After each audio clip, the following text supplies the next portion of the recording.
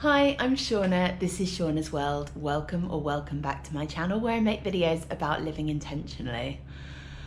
This is going to be the last video I film from my sabbatical travels, which is utterly devastating, but I'll be continuing to share more, reflecting on things or sharing information from the places I've been. So do subscribe to the channel if you'd like to see more of that. I'm still in Hoi An. I've just shared a vlog on my first days in Hoi An, but I'm now on a yoga retreat with a small business called Smile Island, and it's on the other side of Hoi An. I'm in a new accommodation, which is very nice. And I'll share a bit from the retreat with you. I'm really conscious of wanting to be in the moment and live intentionally while I'm here. So I'm not going to film everything. I probably won't take my camera into the yoga sessions, maybe one, but so that I can be really present with the yoga. There's meditation as well, but there's also some tours. We're going to be doing some trips, but I want to find the right balance for this space I've made for myself between living intentionally and sharing intentionally and not kind of living for the camera. So the location of the retreat is a place called Laughter Garden, and there's a garden and a pool, and the room is absolutely lovely. So I did my first yoga class, and that was, it was good. It was good yoga, very in depth and kind of, I don't even know what style it was, but it was kind of a more like hatha with a bit of vinyasa, I think, and maybe other stuff. Teacher's Indian from Rishikesh, so really knows what he's doing. And then we went for a really nice meal afterwards at a vegetarian restaurant, and just winding down, ready for an early start tomorrow. Good morning. We've just had some breakfast and we're heading off on a little tour to Mison Temple, which is a Champa temple, which I will learn more about. So we've just arrived at Mison. It's so hot, it's absolutely boiling here. But yeah, good bus journey. The guide seems really good. He was teaching us Vietnamese along the way. And then we can come inside. We can see a lot of temples like this. We just had a look around the museum, and this is a Champa. So they are a Hindu group of people that have been in the area since the beginning of time, but now are a very small group within Vietnam. I think there's only 180,000 people from the Champ community left. Cham, not Champ. That is really poor. He was just talking about it for ages. There's not a lot of Hindus in general in Vietnam, but there's 54 ethnicities I learned, and mostly non-religious, but 13% Buddhist. And these are Hindu temples we're coming to today from the 13th century. So we came down on a buggy, which was good fun, and now walking through this beautiful nature space where there's streams and trees and you can hear birds and insects, and it feels really peaceful. And I've just seen my first bit of ruin. So a lot of these ruins were absolutely desecrated during the American-Vietnam War, and a lot of it's been restored recently. It's really incredible to see such an old bit of history. A lot of it's 11th and 12th century. A lot of it needs work and repair, but they don't have the money to do it. And I think the US, who bombed it, are not paying, or they were paying in UNESCO, and then UNESCO were contributing towards this, but it's not happening so much now. And with COVID, ticket sales are down, so they're really struggling for money here.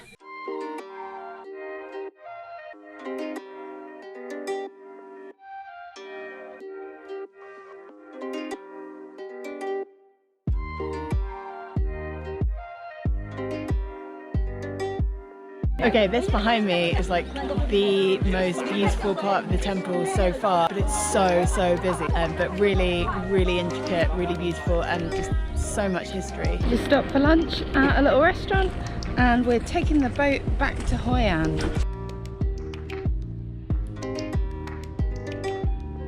The whole yoga retreat was really spacious, as we were only practicing once a day in the evening.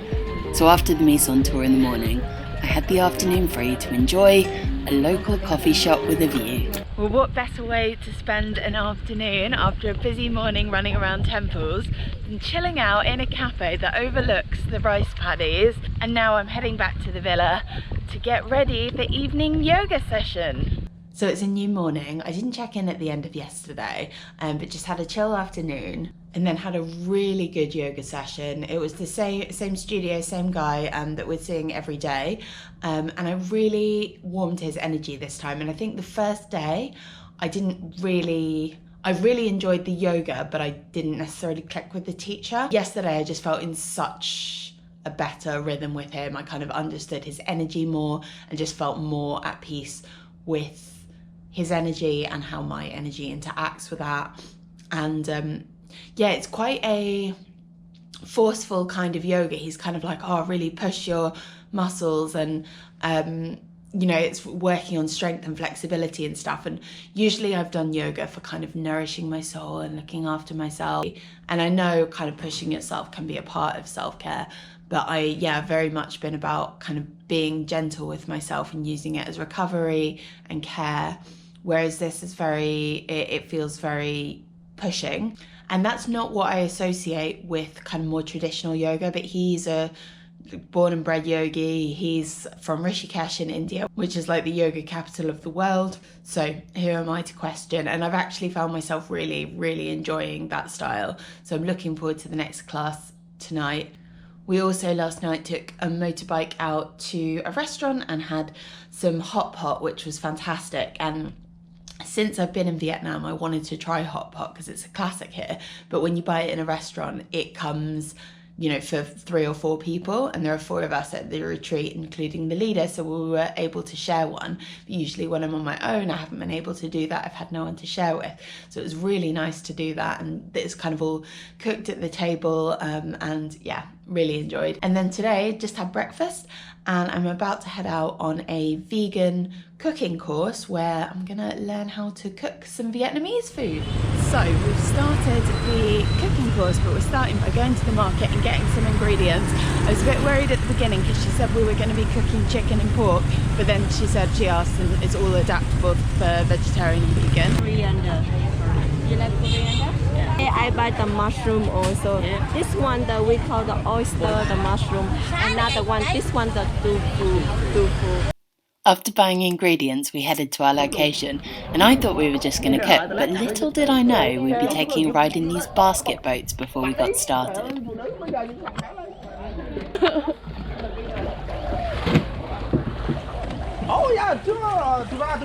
So these are basket boats. It's a traditional way of getting around the sea. I like the sun hat look.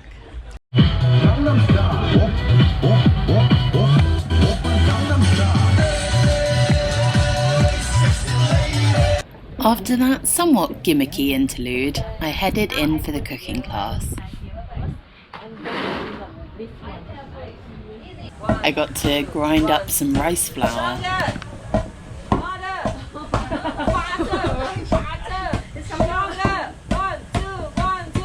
Cold water. We put together, we eat this one about 2 or 3 hours. And I not so successfully had a go at making rice milk.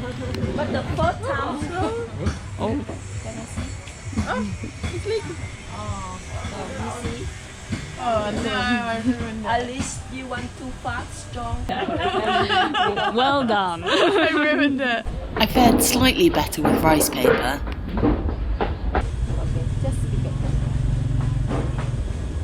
And then headed for some serious cooking. Got my chef look down. We've got oil going in the pan, some mashed shallot from our resident chef. Yeah. So we're starting out making a noodle soup, or a soup. Noodles? I don't know. Soup. Sir. Yes, chef. So we've got some pumpkin, some taro, carrots, and what's the green? The green, I don't remember. I don't remember. Taro, for sure. You are doing great. It's gonna be Pro, definitely pro. You're gonna be like, fuck off. and I think like we have to add the water now. Oh, water. It seems like a big responsibility. You don't sugar, but one. Okay, we've just had a whole demonstration on how to make fresh spring rolls and dipping sauce. I don't remember much of it, but let's see what happens. Okay, I think the sauce is done, just decanting it into a little dish.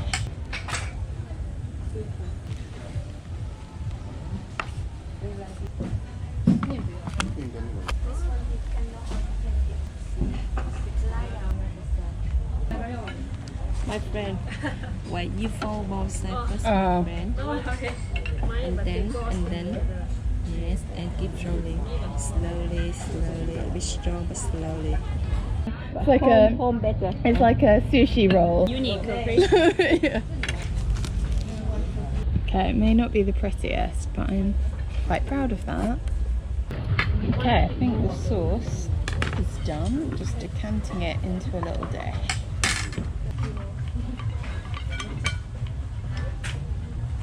Yes.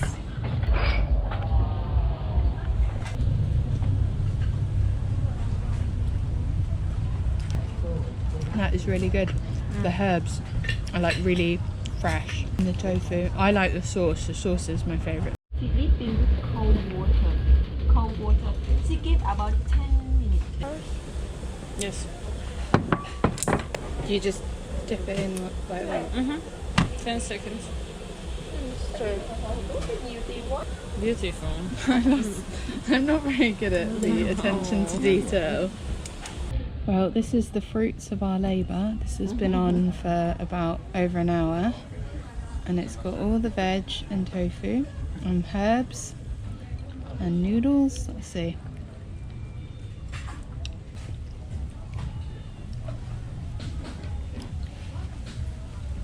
So the pho was not my favourite. It was fine, but a bit average, especially for how long it took cooking.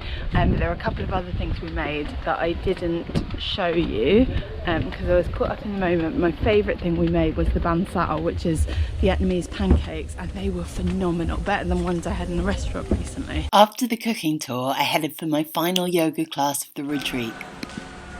Namaste everyone. Bring the whole palm front of the chest in upper chakra.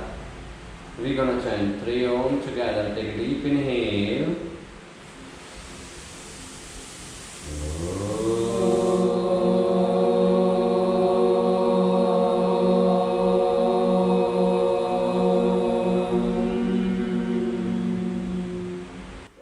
While the event was advertised as a yoga retreat, we only practiced an hour a day, and the rest of the time our wonderful host Kim had arranged all the wonderful activities you've seen and some good vegan food.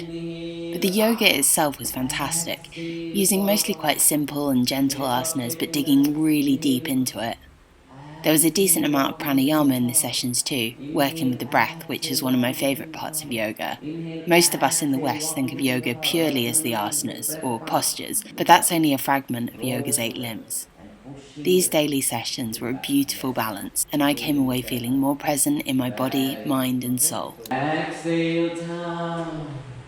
Inhale up. Left arm. Yes. Inhale. Fingers always separate. Exhale down. Inhale up. Good. Exhale down. Good morning. It's my final morning in Vietnam and my final morning of my entire sabbatical travels. I've still got about a month when I get back before I need to work again. But yeah, it's really full on, but the end of the retreat has been great. I had a really good yoga session yesterday, and every day, I guess it was only 3 yoga sessions over 3 days, but every day I've really gotten into it more and more and really liked his style, which I found a bit more challenging at the beginning, but it was very kind of, a forceful energy, but also really spiritual and really kind of connecting with myself. And it really helped with my alignment as well. There was a lot of kind of focus on really getting the alignment right and then going deep into that. Then this morning we had a final meditation session all together, which was absolutely wonderful. It was held by our retreat host Kim, who just has the most beautiful energy, and she's made it really special over the last 4 days. If you're looking for this retreat, the company she runs is called Smile Island, and she has some other ones. I will link that in the description below so you can find it. I've gotten really well with the other people at the retreat as well, and it's just been, all in all, a really nice way to end 5 or 6 months of traveling now. So if you enjoyed the video, please give it a thumbs up. If you want to see more videos like this, please subscribe to my channel, and do leave a comment down below. If you've been to Vietnam, I'd love to hear what you got up to here. It really has been such a wonderful time in Hoi An, and it's only one tiny bit of Vietnam I've seen, but I love. So thank you so much for watching, and I will see you in the next one. Bye.